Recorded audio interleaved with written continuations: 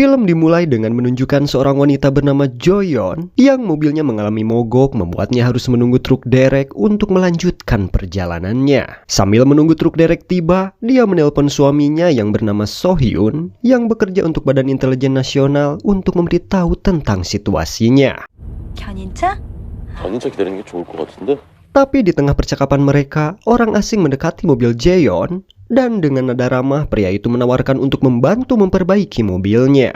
Jaeyeon dengan sopan menolak tawaran pria itu, terutama mengingat dia berada di jalan yang sepi. Takutnya pria itu orang berbahaya. Pria itu juga tidak memaksa begitu Jaeyeon menolak bantuannya. Pria itu pun pergi dan kembali ke mobilnya. Namun tidak lama kemudian, tiba-tiba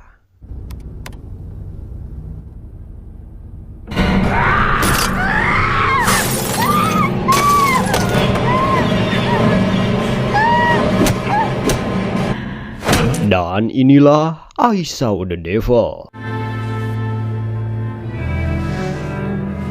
Kemudian pria itu membawa Jaeyeon dengan keadaan buligir ke rumah jagal yang merupakan tempat kediamannya. Nama pria itu adalah Kyung-chul dan dia jelas bukan penjahat sembarangan. Ia adalah seorang psikopat yang suka mengincar parawan atau wanita muda untuk dibunuh dan dimutilasi. Anjay. Dan targetnya kali ini adalah Jaeyeon yang kebetulan berada di tempat dan waktu yang salah. Jaeyeon sendiri sangat menyadari bahwa tidak ada harapan untuknya lagi, tapi dia masih memohon untuk menyelamatkan hidupnya karena dia sedang hamil. Apakah Kyung-chul peduli dengan fakta bahwa dia hamil? Tentu saja tidak. Dengan ekspresi dingin di wajahnya, dia mengangkat palunya tinggi-tinggi dan sumpah ngeri ini film. Dan dalam prosesnya, cincin pernikahannya jatuh ke saluran pembuangan, tapi dia mengabaikannya.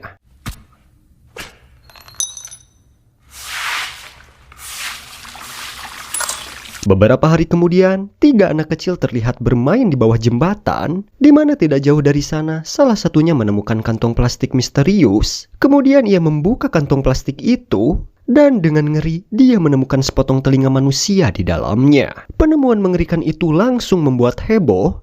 Malamnya polisi memenuhi area sekitar jembatan untuk mencari sisa-sisa potongan tubuh lainnya. Kepala pasukan Jang yang merupakan ayah Jaeyeon juga hadir di TKP. Dan sekarang dia takut mayat yang mereka cari adalah Jaeyeon. Karena bagaimanapun dia telah hilang selama beberapa hari terakhir.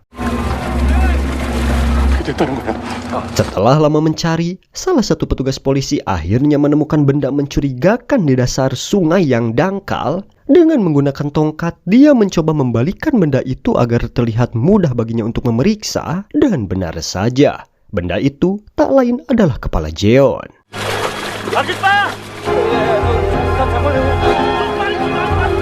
Dan pada saat itu juga, So-hyun tiba di tempat kejadian. Seorang anggota forensik yang membawa kotak kardus berisi kepala Jaeyeon secara tidak sengaja terjatuh, membuat kepala itu terguling tepat di hadapan So-hyun.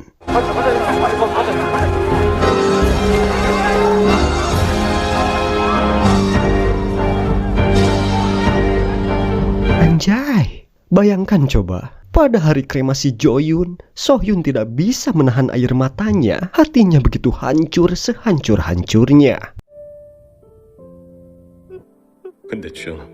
Tapi kesedihannya tidak seberapa dibandingkan dengan kemarahan yang dia rasakan. Dia bersumpah untuk menemukan orang yang dengan kejam membunuh istrinya.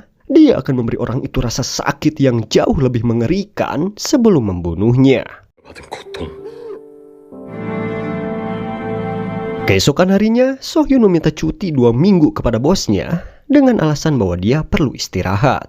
Bosnya pun mengabulkan keinginannya dan dia tidak menyadari bahwa So-hyun akan menggunakan 2 minggu itu untuk balas dendam. Dengan itu So-hyun mulai mempersiapkan semua yang dia butuhkan untuk rencana balas dendamnya. Pertama, dia meminta seorang rekan kerja untuk mengambil alat pelacak berbentuk kapsul dari peralatan NIS. GPS 칩이랑 음성 마이크랑 다 들어있대요. 고맙다.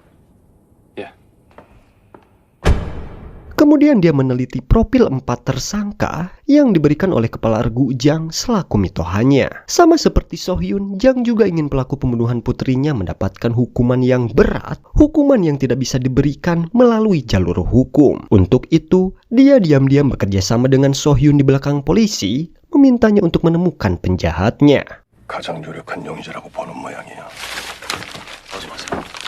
가시게요? Malamnya, Sohyun beraksi. Dia pergi ke apartemen salah satu tersangka yang terlihat lagi colai.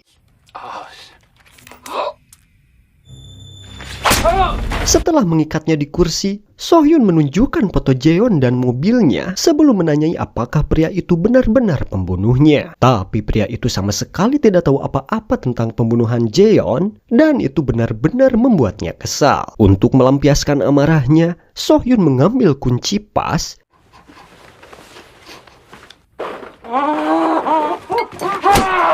Anjir, aing nulinu. Keesokan harinya, pencarian berlanjut dan kebetulan tersangka kedua mengendarai sepeda motor. Ketika Sohyun menemukannya, tanpa basa-basi lagi, Sohyun menginjak gas dan menabrak pria itu. Sohyun kemudian turun dari mobil dan menginterogasinya di tengah jalan. Tapi lagi-lagi, pria itu bukanlah orang yang dia cari. Sohyun kemudian kembali ke rumah, merasa lelah dan frustasi. Tapi pencarian tidak akan berlangsung lama, karena tersangka ketiga tidak lain adalah Kyung Chul. Sementara itu, Kyung Chul belum meluncurkan tindakan keji lainnya. Kali ini ia menargetkan seorang wanita yang menunggu bus di halte yang kosong. Edan! Untuk para wanita hati-hati ya, kalau lagi nunggu jemputan, terus ada orang asing yang nawarin bareng gitu, jangan mau lah, mending telepon aja Minho gitu. 버스 끊기셨구나. 성민 아파트요. Sama seperti yang dilakukan kepada Jeon, dia membawanya ke rumah jagal, di mana dia kemudian membunuhnya dengan guillotine.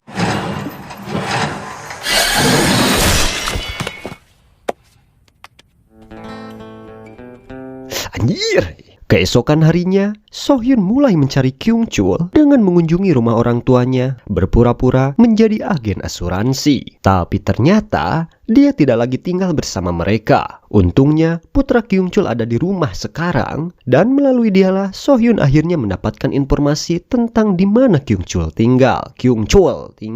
Tanpa membuang waktu lagi, Sohyun menuju ke rumah Kyung Chul dan menyelinap ke dalamnya. Di sana Sohyun menemukan banyak tas dan pakaian dalam wanita. Tidak hanya itu, dia juga menemukan pintu yang mengarah ke ruang pembantaian dan saat menyelidiki, dia menemukan cincin pernikahannya dengan Jeon tersangkut di saluran pembuangan. Dengan ini akhirnya dipastikan bahwa Kyung Chul lah pembunuh tunangannya.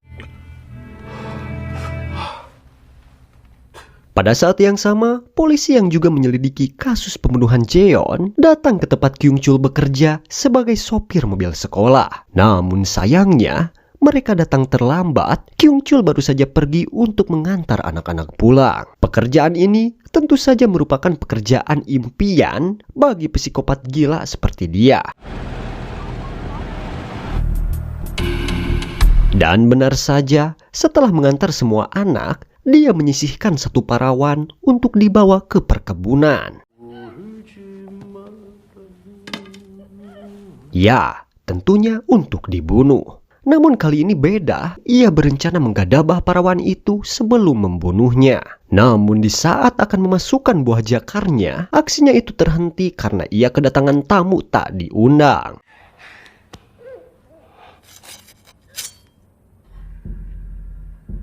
Ya, itu adalah Sohyun. Berpikir Sohyun hanyalah seorang polisi yang dengan bodohnya datang sendirian, Kyung Chul mencoba membunuhnya. Tapi di sini justru Kyung Chul yang bodoh, dia berani menantang seorang agen intelijen yang kuat yang tentu saja bisa mengalahkannya dengan mudah dan bahkan membuatnya pingsan.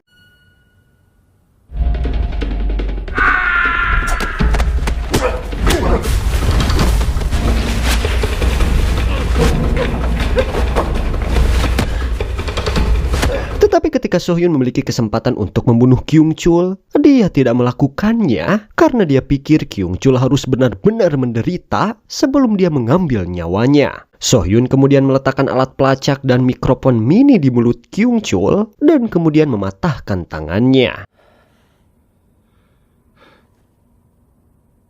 Ketika Kyung Chul bangun, dia menemukan segepok uang di dadanya yang sengaja diberikan Sohyun agar dia bisa menggunakannya untuk pengobatan. Sohyun tidak ingin dia mati karena luka-lukanya, karena dia masih belum selesai membuatnya menderita. Kyung Chul sendiri pasti bingung dengan apa yang diinginkan Sohyun darinya. Tapi dia tidak terlalu khawatir tentang itu, berpikir Sohyun hanyalah orang gila. Karena Kyung Chul tidak bisa lagi mengemudikan mobilnya, dia menghentikan taksi yang kebetulan lewat. Namun saat masuk ke dalam taksi, ia menemukan foto sopir taksi itu berbeda dengan orang di belakang kemudi, yang membuatnya curiga bahwa dua orang di dalam taksi itu adalah penjahat yang ingin mencelakainya.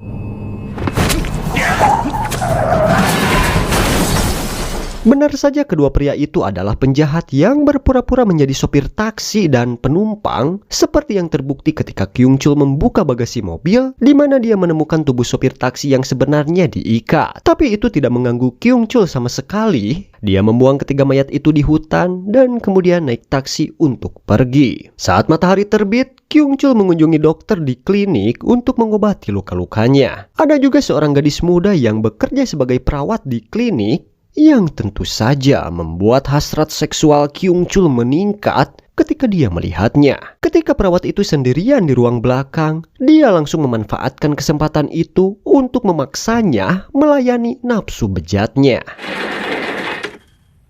네가 벗어봐. 브라자도 벗어. Untungnya, Sohyun sebelumnya telah menanamkan mikrofon mini ke dalam mulut Kyung Chul, jadi dia bisa mendengar apa yang dikatakan Kyung Chul melalui perangkatnya. Ketika dia tahu Kyung Chul akan melecehkan perawat, dia bergegas ke klinik dan mulai menyiksa Kyung Chul lagi.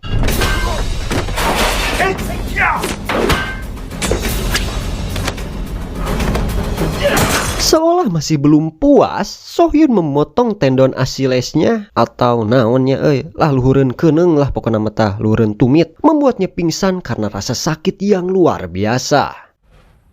이렇게 약한 척해. Saat hari mulai gelap, Kyung Chul akhirnya terbangun dalam keadaan yang tak berdaya dan bingung kenapa orang gila itu selalu mengetahui keberadaannya dan menyiksanya. Curiga orang gila itu memasang GPS di mobilnya, dia pun memeriksanya. Tapi numpuguh nama, maneh teh telat modal, jadi teka podol kentah si alat penyadap teh. Tapi dah gak tahu ya si Kyung Chul mah. Kesal dipermainkan seperti ini, Kyung Chul bersumpah untuk menghancurkan siapapun yang berani mengusiknya.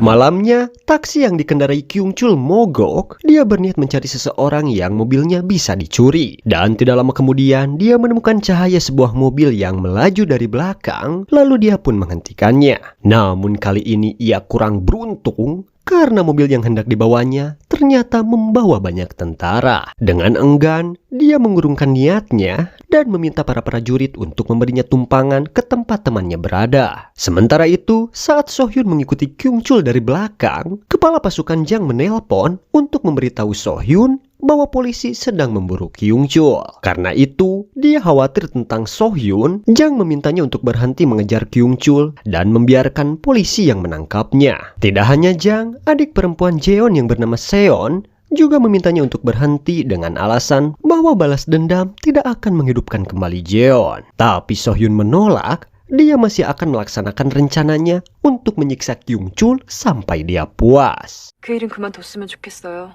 남 찾아서 어떤 처벌 가한다고 해도 할 말이 없어요?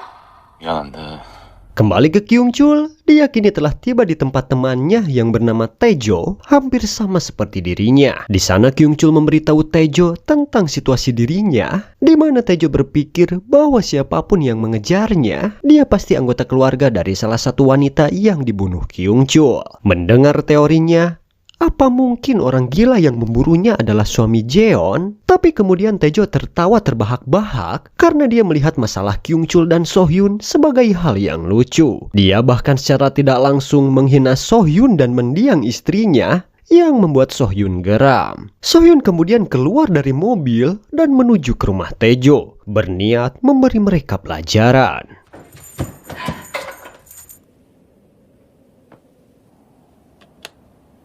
그러니까 왜 사람을 이렇게 해?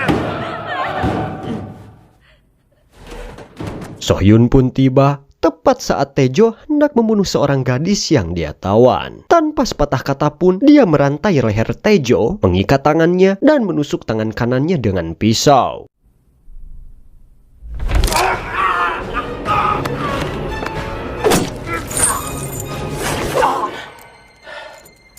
Tepat sebelum dia memotong tangannya, Kyung Chul datang berbekal shotgun di tangannya.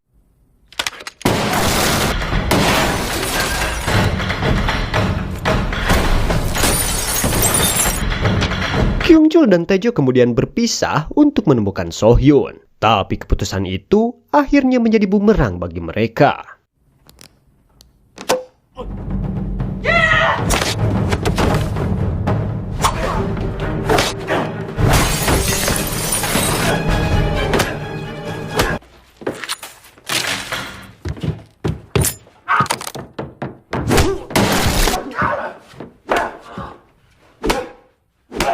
Setelah itu, Sohyun memanggil polisi sehingga mereka dapat menangkap Taejo serta pacarnya yang bertindak sebagai kaki tangan dalam pembunuhan kejinya. Tapi tidak dengan Kyung Chul.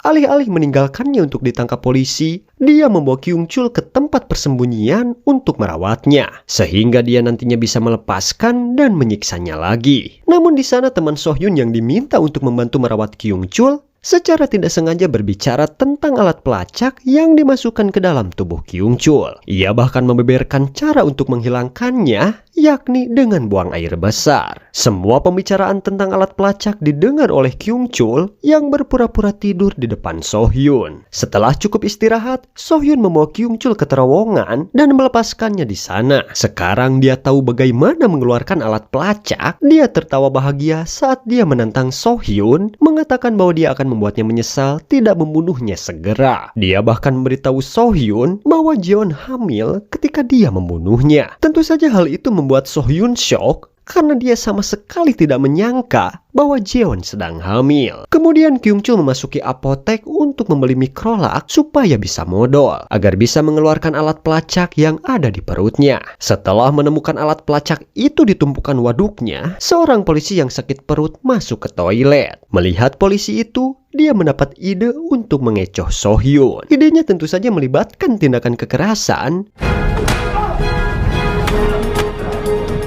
Setelah polisi itu pingsan, dia memasukkan alat pelacak yang bau waduk itu ke mulut si polisi.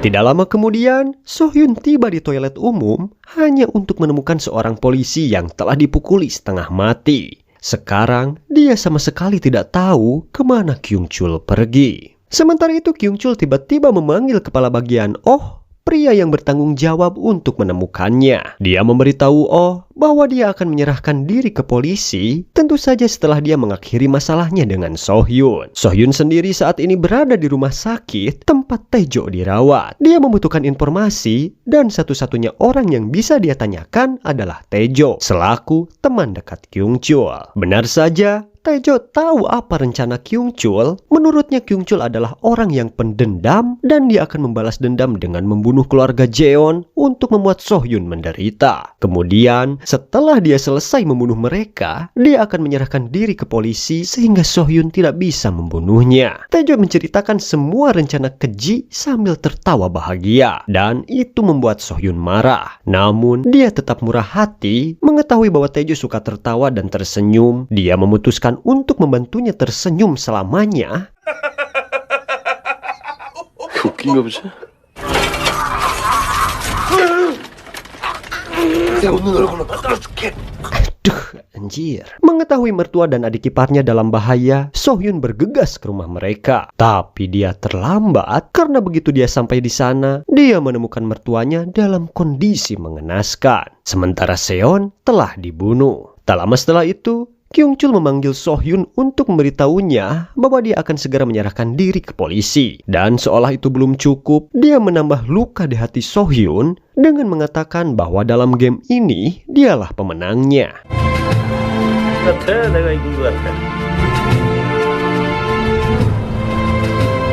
Kyung Chul sudah memberi polisi waktu dan tempat di mana dia akan menyerahkan diri. Jadi pada waktu yang ditentukan, polisi sudah berkerumun di sekitar tempat kejadian menunggu Kyung Chul tiba. Ternyata Kyung Chul tidak berbohong karena beberapa saat kemudian sebuah mobil berhenti di tengah jalan dan saat pengemudi keluar, mengangkat tangannya dan menunggu mereka menangkapnya.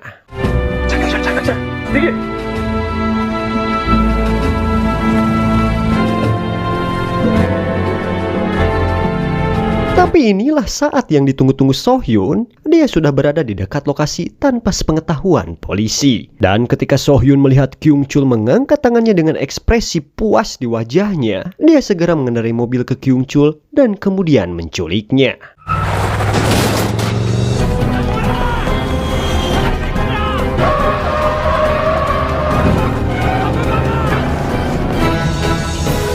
So-hyun membawanya ke tempat di mana semuanya dimulai, yang merupakan ruang pembantaian di rumah Kyung Chul. Di sana, So-hyun menyiksanya terlebih dahulu.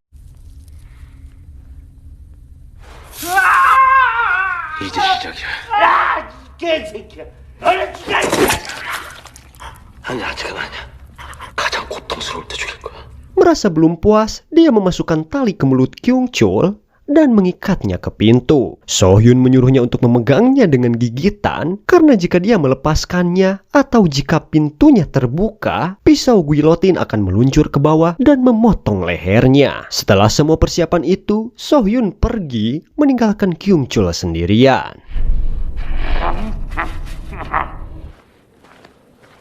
Tapi sebelumnya So-hyun telah menelpon anak dan orang tua Kyung Chul, meminta mereka untuk datang ke sana dan mereka tiba tepat saat So-hyun pergi. Tentu saja, mengetahui kedatangan mereka, Kyung Chul langsung panik. Dia berulang kali memohon untuk tidak membuka pintu, tetapi suaranya tidak dapat didengar jelas oleh mereka. Mereka terus mencoba membuka pintu dan begitu pintu terbuka,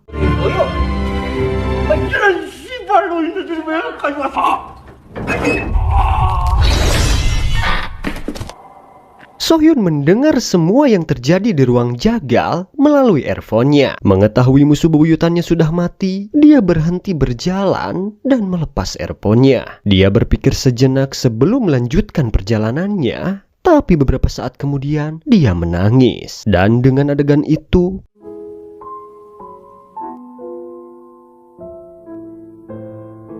film pun tamat. Oke, gimana tuh ceritanya? Sangat mengelilingkan, bukan? Mino pribadi ngeri lihat film ini, asli anjir. Tapi kita bisa ambil hikmahnya bahwa balas dendam itu sia-sia. Itu tidak akan bisa menghidupkan orang yang sudah mati dan bahkan bisa merugikan orang yang kita sayangi. Namun yang lebih menarik untuk dibahas adalah tema yang dimilikinya. Jadi siapa sebenarnya iblis dalam film ini? Apakah Kyung Chul psikopat yang tidak memiliki empati dan kasih sayang? Ataukah So-hyun pria yang berubah menjadi monster untuk balas dendam? Atau mereka berdua? Bagaimana menurut teman-teman? Sahata iblisna. Oke, mungkin itu saja yang dapat Minho sampaikan. Buat yang baru gabung, jangan lupa subscribe, like, dan komen agar Minho lebih semangat membuat video-video seru lainnya. Saya Minho, sampai ketemu di hour cerita film selanjutnya. Bye.